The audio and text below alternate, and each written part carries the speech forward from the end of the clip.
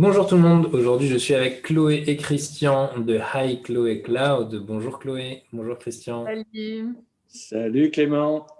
Bon, écoutez, je suis très content de discuter avec vous. Alors on discute depuis longtemps, Christian on échange très régulièrement ensemble, Chloé on a fait connaissance un peu plus récemment, on commence à échanger un petit peu plus souvent. Vous êtes les cofondateurs de Hi Chloé Cloud, mais qu'est-ce que c'est que ce réseau, que ce projet? Ce sera intéressant de nous dire. Et puis, tiens, Chloé, est-ce que tu peux nous raconter un petit peu comment c'est né et puis qui tu es aussi, s'il te plaît? Avec plaisir. Avec le Cloud, c'est né il y a à peu près 5 ans. À l'époque, j'étais encore en école de commerce. J'avais pour volonté d'avoir une visibilité pour trouver un emploi et surtout une alternance en fait. Et donc, je m'étais inscrite sur LinkedIn avec pour objectif d'y asseoir ma visibilité, de montrer en fait aux entreprises que j'étais hyper motivée, que je connaissais mon domaine, que je m'y intéressais et que j'avais une valeur à leur apporter. Donc, c'est comme ça que j'ai commencé à avoir une action, très régulière sur LinkedIn et avec Christian, on a commencé à, construire en fait, cette marque ensemble puisqu'on s'est rendu compte qu'en quelques mois à peine, heu, toutes mes actions avaient très bien fonctionné et énormément de personnes, énormément d'entreprises venaient nous voir en nous demandant, «Comment est-ce qu'on fait, pour avoir autant, de personnes qui te suivent? Comment est-ce que tu as fait, pour avoir autant d'engagement?» Une croissance aussi importante puisque, en quelques mois, j'avais obtenu plus de 15 000 personnes et donc c'est vrai que j'avais un petit peu, bousculé le marché, français comme ça et donc on s'est dit, «Il y a un vrai besoin, il y a vraiment un marché qui a besoin de guidance et d'aide sur l'utilisation des réseaux sociaux, donc on va essayer de l'adresser au sein d'une marque» et donc on a utilisé à l'époque mon Twitter qui s'appelait @chloé_claude, donc autour de mon prénom vu que, c'était quelque chose quand même, d'assez, personnel et je l'avais appelé à l'époque comme ça puisque ça représentait le fait de, toujours aller vers le haut, de devenir toujours la meilleure version de soi-même et entre guillemets, de n'avoir aucune limite à part, celle des nuages, celle du cloud. Ok, donc on est parti d'un besoin à toi, enfin, tu es parti Mmh. de ton propre besoin en disant j'ai besoin de mieux m'approprier les réseaux sociaux pour me vendre déjà, pour trouver une alternance en l'occurrence. Et tu as constaté que tu étais loin d'être la seule à avoir besoin de comprendre comment mieux s'approprier les réseaux sociaux. Et donc, tu as construit une audience de gens qui avaient besoin de se faire guider aussi là-dessus. Et donc, avec Chloé Cloud, c'est parti, si j'ai bien compris, d'une marque un peu d'autopromotion, enfin de personal branding, comme on peut dire, C'est ça. vers finalement plutôt un réseau, un écosystème de gens qui vont avoir besoin eux aussi de construire leur personal branding. Et je sais que ça parle aussi pas mal de social selling. Euh, et donc, et alors, Christian, qu'est-ce que tu viens faire dans cette histoire-là? Tu es le cofondateur de Avec Chloé Cloud, donc tu as accompagné Chloé. Comment est-ce que vous vous êtes rencontrés? Comment est-ce que ça s'est passé, cette histoire-là? Alors, tout simplement, c'est la rencontre du hasard, le hasard des rencontres qui a fait qu'à un moment donné, on a pu effectivement trouver des bonnes idées communes pour faire qu'à partir de iCloud et Cloud, on définisse ensemble une voie, un chemin, une direction, une stratégie. En fait, ce qu'on a regardé avec Chloé rapidement, tous les deux, c'est quel était le futur vers lequel elle voulait aller. Et le futur vers lequel elle voulait aller, bien évidemment, au démarrage, c'était la recherche d'une alternance pour poursuivre son école de commerce en apprentissage, mais au-delà de cela, de prendre une position dans la scène du digital pour, avec des rêves en tête, pourquoi pas, tenir des conférences et aussi, bien sûr, accompagner des dirigeants pour les aider justement à savoir mieux se positionner et puis également être de meilleure façon avec des prospects en relation et aussi, pourquoi pas, avec leurs clients, surtout dans un souci de gestion de leurs relations clients. C'est tout ça qui, en fait, a défini un peu le chemin et qui nous a fait l'un et l'autre définir que iCloud Cloud allait aller vers une vision qui était la transformation humaine et la transformation digitale. Et c'est en fait de ce constat-là que nous avons adopté une position originale, puisqu'on a voulu enraciner une marque commerciale afin qu'elle soit connue, reconnue, en construisant un écosystème non pas limité au territoire national, mais en allant bien au-delà, au niveau international, en visant effectivement un certain nombre de relations avec qui personnellement je pouvais être, pour nous permettre de rassembler une communauté qui se voulait résolument ouverte et pas uniquement que au travers du digital tel qu'on l'imagine et du numérique, mais bien évidemment sur tous les changements importants que nous voyons aujourd'hui. Et ça peut être tant aussi bien les changements d'ordre climatique que les interactions qui peuvent être liées justement à l'usage du digital et avec l'impact sur le métier. Et on se rend compte aujourd'hui d'une véritable transformation des métiers, mais aussi d'un autre côté, une génération de nouveaux métiers liés à l'économie du numérique et du digital. Donc c'est un peu tout cela. Et comme dans mon passé, j'ai longuement fait de l'accompagnement de dirigeants ou d'entreprises, et ben Chloé et moi-même, nous sommes mis ensemble pour construire sur la marque avec Chloé Claude un bouquet de services qui aujourd'hui permet à un certain nombre de dirigeants de pouvoir à leur tour prendre les bonnes postures au niveau des réseaux sociaux. Ouais. Ouais, c'est très intéressant parce qu'en fait, on est arrivé de quelqu'un qui travaille ses propres besoins à construire une audience qui avait ces besoins-là, à construire une double communauté, parce qu'il y a la communauté de l'audience qui se nourrit et parfois des clients qui se font accompagner pour ces besoins-là. Et il y a aussi une communauté d'intervenants, d'accompagnants. Et donc, vous n'êtes pas juste deux à dispenser des conseils, mais c'est assez intéressant de voir qu'il y a une sorte d'écosystème comme ça qui s'est créé, avec tout un tas d'experts de tout un tas de disciplines, de sujets, de technologies, de manières de faire. Et donc, on a quelque chose de très organique, de très peu structuré. Et c'est assez intéressant à observer, parce que finalement, vous avez une communauté très large. Je ne sais plus, il y a combien de personnes dans les suiveurs, c'est assez énorme, je crois. Hein. Chloé, c'est combien? Alors, on a 36 000 sur LinkedIn. Ouais, 36 000 sur LinkedIn. Sur Twitter, c'est un petit paquet aussi, un peu moins quand même. Mais, donc, il y a ça. Et puis après, il y a une communauté d'action. Et puis, ce qu'on voit dans les followers, c'est pas tout ce qui se passe en fait. Et ce qu'on voit sur les pages de publication, c'est pas tout ce qui se passe parce qu'il y a énormément de boucles de travail par mail, par WhatsApp, par tout un tas d'outils comme ça, avec plein de petits focus, de petites équipes qui se créent pour attaquer un sujet et puis qui se défont ensuite. Donc c'est assez passionnant à observer, de voir un petit peu comment ça vit chez vous. Et c'est vraiment c'est du vivant, quoi. Hein. On dirait on dirait une forêt avec des plantes qui poussent et puis qui meurent. Et puis enfin, il y a plein de choses qui se passent un peu régulièrement. Ce qui est intéressant, c'est que vous n'avez même pas de site internet. Donc vous avez quelque chose d'assez énorme. Et vous le travaillez depuis un petit moment. Ça fait combien de temps? Ça va faire du coup 5 ans. 5 ans. Ouais. 5 ans, toujours pas de site internet, c'est OK, c'est pas grave. On a eu un site internet qu'on avait travaillé, mais là, on est en train de le reconstruire. Donc là, je sais qu'il y a quelque chose qui va arriver, mais finalement, on se rend compte qu'il n'y a pas besoin d'un côté si institutionnel que ça. Il n'y a pas besoin d'avoir très bien défini quels vont être les rôles de qui, etc. Ça se fait de manière très organique. Et donc, vous êtes un peu le mauvais élève de beaucoup de stratégies qui nous disent de bien définir les rôles dans les communautés pour qu'elles naissent et pour qu'elles se propagent. Vous êtes un petit peu le saumon qui remonte là à contresens, comme ça, beaucoup d'évidence, beaucoup de manières de faire. Donc, je trouve ça très intéressant. Mais du coup, est-ce que vous avez connu des difficultés dans cette manière de constituer votre communauté?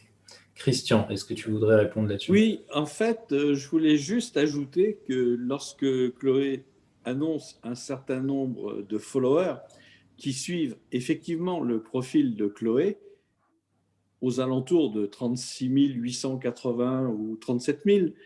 En fait, il ne faut pas prendre que ce chiffre-là. Il faut prendre également en addition, d'une part, le chiffre d'autres profils qui sont étroitement liés à ce que nous faisons. Notamment, quant à moi, le mien est beaucoup plus faible parce que c'est la façon dont j'ai de fonctionner. Je dois être aux alentours de 9 000, mais on a d'autres personnes dans notre communauté rapprochée. Et si on s'amuse à additionner les plus importants autour de nous, on est déjà à 100 000 abonnés. Au-delà de ça, ce qu'il faut qu'on sache, c'est qu'on a construit un anneau. Et l'anneau, c'est quoi? C'est l'interconnexion de communautés. Et dans cet anneau, notamment, on a des interconnexions sur différents continents où il y a des communautés qui agissent sur États-Unis, Canada, Asie, mais effectivement Océanie et Australie. Et si on s'amuse et Inde, j'allais oublier l'Inde, et si j'additionne l'ensemble de ces anneaux interconnectés, il y a une puissance derrière nous qui est pas loin du million d'abonnés aujourd'hui. Et ça, effectivement, c'est ce qu'on nous a dit récemment, c'est un peu comme l'iceberg. On ne voit pas tout. Il se passe d'autres choses. Et il s'en passe un peu de tous côtés. De même que sur LinkedIn, il se passe beaucoup de choses et que nous avons également défini avec Chloé une organisation par pays.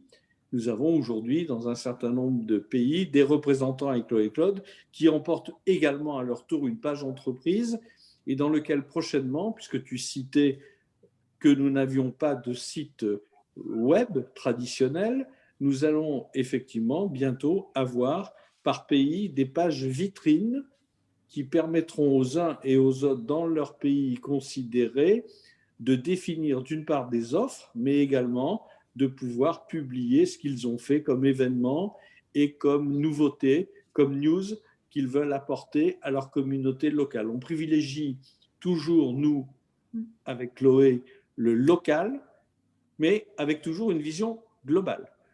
Donc on travaille et le local et le global en même temps, et c'est vrai qu'il y a des tas de choses qui peuvent échapper et qui existent. Et ben, c'est effectivement tous les groupes que nous avons qui ne sont pas forcément dans LinkedIn, mais qui peuvent être effectivement sur WhatsApp ou sur WeChat, et qui nous permet alors là d'avoir des groupes de réflexion pour imaginer des nouveaux produits, des nouveaux projets, avec un certain nombre de contributeurs, comme c'est le cas en ce moment avec l'Australie et avec les pays d'Afrique sur lesquels nous intervenons en ce moment. Super, merci Christian. Je reviens à ce que je me posais comme question, c'était, peut-être Chloé, mais Christian, si tu veux compléter, n'hésite pas. C'est quoi la plus grande difficulté que vous avez connue jusque-là pour faire vivre cette communauté? Une difficulté, en fait, si tu veux, on peut parler du marché français qui est un petit peu frileux. C'est pas vraiment une difficulté, en fait, en soi, ça a été une énorme opportunité parce que si tu veux, en France, le monde du B2B a une certaine image, il faut rentrer dans un certain mood, avoir une certaine attitude, une certaine image. Et nous, on est arrivé sur le marché en cassant un petit peu ce modèle-là. C'est des choses qui se faisaient aussi beaucoup dans les marchés anglo-saxons sur LinkedIn. Mais si tu veux, en France, ça a été très compliqué à tel point que on m'avait déjà reproché de ne pas être suffisamment professionnel, mais c'est pas pour autant qu'on a changé notre stratégie. Et en fait, c'est justement grâce à ça, grâce au fait qu'on arrivait avec une image totalement différente et en fait une image authentique, qu'on a pu faire la différence. Parce que si tu veux, on identifie très rapidement un clown au milieu d'une armée de pingouins tirés à 4 épingles. Ça se voit tout de suite. Et puis, quand on se rend compte que ce clown, en fait, il raconte finalement pas n'importe quoi et qu'il apporte quand même une très belle valeur ajoutée, au final, c'est lui qu'on retient. Ouais, c'est un peu la vache pourpre de Seth Godin. Et d'ailleurs, c'est vrai que moi, c'est une des choses qui m'a interpellé quand j'ai vu un petit peu vos manières de communiquer. Je me suis dit, mais punaise, oui, il y a plein de choses dont ils ne s'encombrent pas et peut-être que ça fait justement un avantage compétitif parce que ça vous permet d'aller beaucoup plus vite ou de produire beaucoup plus. Notamment en graphisme, on voit qu'il n'y a pas de graphiste en fait qui vient faire des choses bien léchées, etc. C'est des assemblages très rapides, clac, clac, clac, clac, clac. Tout ce qui est important pour que l'œil accroche sur ce qu'on veut qu'il accroche et puis c'est parti, quoi.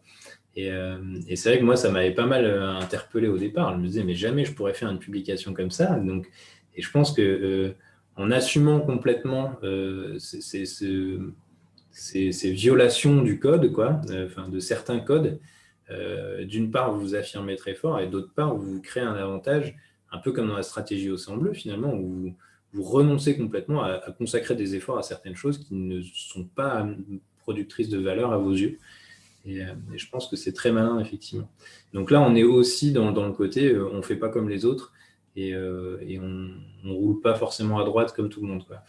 Et c'est OK. On a porté beaucoup plus d'importance au message qu'à la forme qui reste en fait assez superflu. Hein. Ouais, ouais. Et encore, enfin voilà, il y a beaucoup de monde qui vont pas pouvoir décrocher de ça. Je pense que c'est. Et donc, si chez vous ça marche, bah, ça devient une force. Il y a un différenciateur important. Où tu commences à ne plus avoir peur de ce que vont penser les gens de ton contenu et du jugement des autres, bah, t'as plus de limite. Super. Et une grande fierté pour vous, ce serait quoi? À la limite, est-ce que, bah tiens, je vais demander à Christian, si jamais tu as en tête quelque chose là. Oui. Déjà, dire une chose, nous sommes tous des passagers. Nous sommes éphémères, donc nous devons d'être imparfaits. Parce que la perfection, souvent, c'est des freins, c'est des ralentissements. Ça veut dire aussi, on respecte, bien évidemment, mais on a le droit d'être imparfait, et je crois que ça, c'est l'axiome de base qu'on s'est donné, Chloé et moi. Et sur le plan d'un fait intéressant, c'est un fait qui a été joué en 2017 au sortir de l'école de commerce de Chloé. Elle avait obtenu tout simplement son master. Elle était enfin libérée des études. Elle n'avait plus qu'à prendre l'avion et partir en Chine, retrouver une amie. Et là, avec Chloé, on a mené une action amusante de business development pour le compte d'un ami qui s'appelle Timothy Hugh, qui vit en Angleterre et qui est auteur d'un livre. Et là, je vais laisser la parole à Chloé qui va nous expliquer la suite de cette histoire. Oui, en effet, en fait, Timothy Hughes, ça fait très longtemps qu'on travaille ensemble, qu'on fait énormément d'actions mutuelles, notamment sur Twitter. Il sait qu'à chaque fois qu'il va me taguer, il va y avoir du retweet derrière, il va avoir beaucoup plus d'audience sur ses posts, etc. Et il m'avait parlé justement d'un de ses livres qui était sorti, mais qu'il aimerait en fait repositionner en chinois pour pouvoir adresser le marché en Chine. Et donc, je lui avais dit, bah, ça tombe bien, moi je pars en Chine, etc. Si tu veux, j'ai des contacts chinois LinkedIn, donc je peux très bien aller leur faire un petit coucou, leur parler du livre, leur parler de toi, parce qu'il est vraiment positionné sur tout ce qui est personal branding, utilisation des réseaux sociaux pour faire de la vente, pour améliorer son image. Donc, ça correspondait tout à fait à nos valeurs. Et donc, j'ai rencontré plusieurs personnes du coup de chez LinkedIn en Chine qui ont trouvé ça génial. Ils ont repris le livre et ils l'ont poussé énormément pour pouvoir mettre en avant en fait tout simplement leurs produits. Super. Et donc ça, c'est juste par la connaissance de votre écosystème que vous arrivez du coup à faire un levier comme ça au service de vos amis ou de l'écosystème lui-même. Assez facilement. Ça, c'est assez chouette et c'est vrai que si on devait vous demander quelle est votre offre, je pense je souhaiterais bon courage à celui qui va vous demander ça comme ça. En fait, c'est pas bien défini et d'abord on parle, on apprend à se connaître et puis on voit ce qui nous rassemble. Enfin, c'est comme ça que moi je l'ai perçu de chez vous. Et ensuite, on voit ce qui émerge. et il y a des choses qui émergent, et c'est jamais la même chose en fonction des interlocuteurs et en fonction des besoins. Donc il y a beaucoup de sur-mesure, et il n'y a pas, comme on pourrait le voir dans beaucoup d'autres choses, et notamment des communautés qui sont dédiées, spécifiques à une façon de faire, un sujet, un thème, etc. Vous avez quand même un univers qui est le numérique, les réseaux sociaux, adresser des enjeux grâce à ça, etc. Donc c'est quand même assez défini. Mais par contre, qu'est-ce qu'on en fait, comment on le fait? Là, les champs sont complètement libres à l'intérieur. Donc c'est assez intéressant.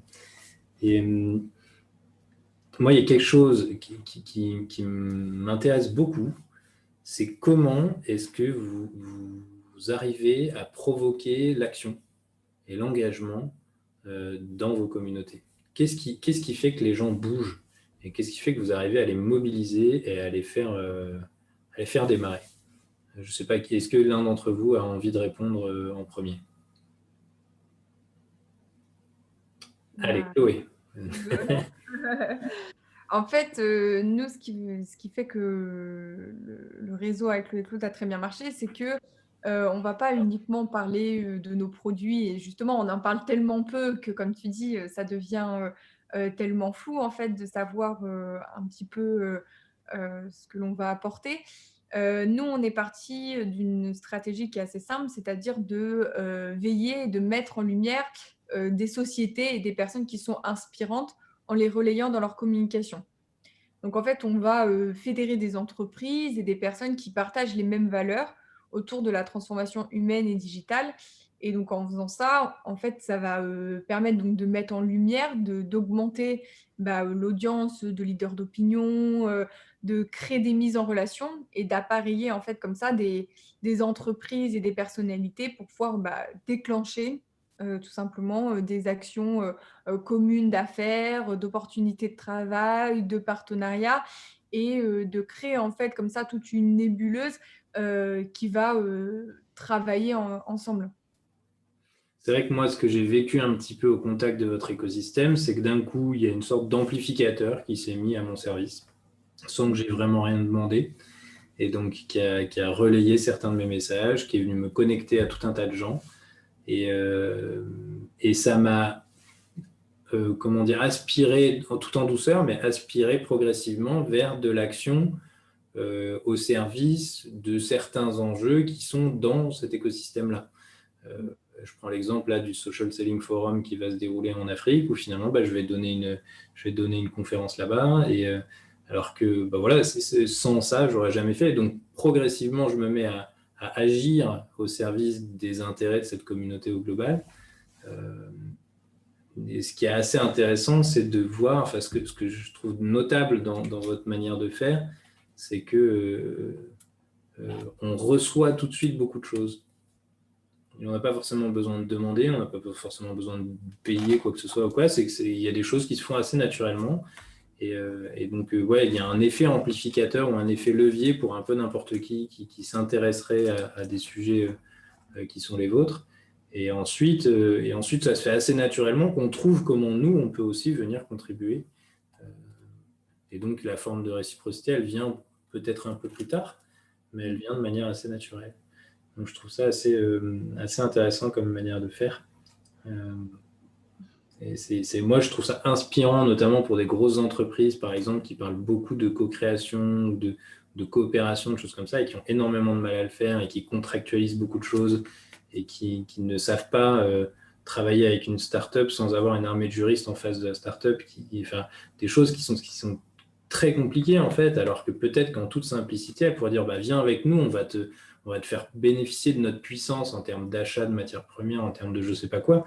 Enfin, il pourrait aider énormément de monde très facilement. Et après, voir ce que ça leur rapporte, en fait. Et ça leur apportera forcément quelque chose. Et ça, je trouve ça super inspirant. Si des grosses organisations plus traditionnelles avaient ce genre de pratique-là, je pense qu'elles en bénéficieraient beaucoup. Est-ce que Christian, tu as quelque chose à dire autour de ça? Attention au micro. Hein.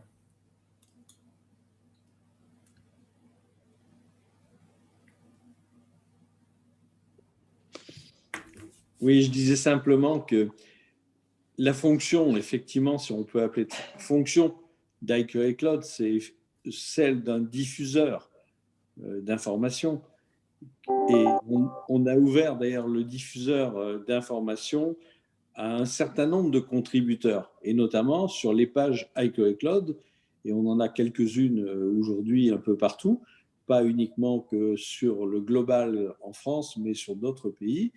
On va trouver des contributeurs du pays, mais des contributeurs d'autres pays qui veulent contribuer à la page d'un pays. Exemple, aujourd'hui, sur le global, on doit être à plus de 40 contributeurs qui peuvent diffuser une information. Nous, effectivement, au niveau de iCloud et des personnes qui travaillent régulièrement, telles que Chloé, moi-même et d'autres personnes que je nomme pas, on contribue, on publie, mais il n'y a pas que nous qui publions. Nous sommes bien plus nombreux que cela. Et à partir d'une page entreprise, ça va nous permettre de diffuser, d'éclairer des personnes et d'éclairer des marques. Ce qui leur permet d'augmenter leur reach. Et nous, effectivement, comme c'est du win-win, on augmente le nôtre en même temps, mais on s'augmente ensemble et on s'élève ensemble. Alors c'est vrai que l'attraction, c'est nous qui la portons, puisqu'on tire un certain nombre de personnes et d'entreprises en même temps. Et il y aura peut-être même à un moment donné une réciprocité sans qu'on s'y attende, où brusquement, l'un des membres du groupe aura une traction plus forte que nous à un moment donné, qui nous amènera vers d'autres endroits. Et c'est ainsi, par exemple, que tout récemment, Chloé et moi-même, et j'allais oublier Frédéric Bruno, sommes devenus conférenciers et nous avons été accueillis chaleureusement par l'association des conférenciers de France, la FCP. Et dans la FCP aujourd'hui, on va pouvoir apporter un certain nombre de bonnes pratiques sur le branding, sur la capacité à se positionner. Et on sait aujourd'hui que dans les temps que nous connaissons avec le Covid, c'est difficile de plus en plus de trouver des conférences si on n'est pas à même de se marquer ou de se démarquer pour que même en distanciel, les entreprises viennent à nous passer une commande en tant que conférencier. Ça, c'est le côté cadeau. On a donné, on reçoit. Et c'est un vrai cadeau, il faut le dire, parce qu'être accepté à la FCP, pour nous, c'est un joli cadeau et on les remercie encore. Et à côté de ça, toujours dans ce qu'on reçoit, on a été récemment contacté par 2-3 personnes de qualité en France et à l'étranger qui sont intéressées pour travailler à nos côtés sur un vrai projet que nous avions mis actuellement dans les cartons avec une offre de service autour de tout ce qui est brainstorming digital. Et pour du brainstorming digital, on va tout simplement être en relation avec des entreprises de bonne dimension ou des TPE, PME, voire des individus pour leur apporter une valeur service ajouté autour du branding, mais aussi autour du networking, mais aussi autour de l'interrelation visant à découvrir des opportunités de travail, mais aussi des opportunités commerciales, aussi bien sur le territoire qu'à l'international. Et c'est là où on commence à mailler nos réseaux pour permettre de trouver des canaux commerciaux qui peuvent être utilisés par des sociétés locales pour aller commercialiser sur un territoire où elles ne le sont pas. Ça me fait penser, il faudrait que je vous connecte d'ailleurs à un projet qui s'appelle Challenge My Startup et qui propose justement des brainstorming à distance pour des porteurs de projets de startup. Et donc, entre ce que tu viens de me décrire et ce qu'ils font, il y a un recouvrement qui est intéressant à aller explorer, je pense. Donc, à garder en tête. Je surveille un petit peu le timing et du coup, je vais vous poser une dernière petite question. Avec le recul que vous avez maintenant et ce que vous avez appris, quel serait le conseil, allez, en une phrase chacun, le conseil ultime ou le plus important pour vous, pour quelqu'un qui veut démarrer, engager une communauté et faire en sorte qu'elle dure?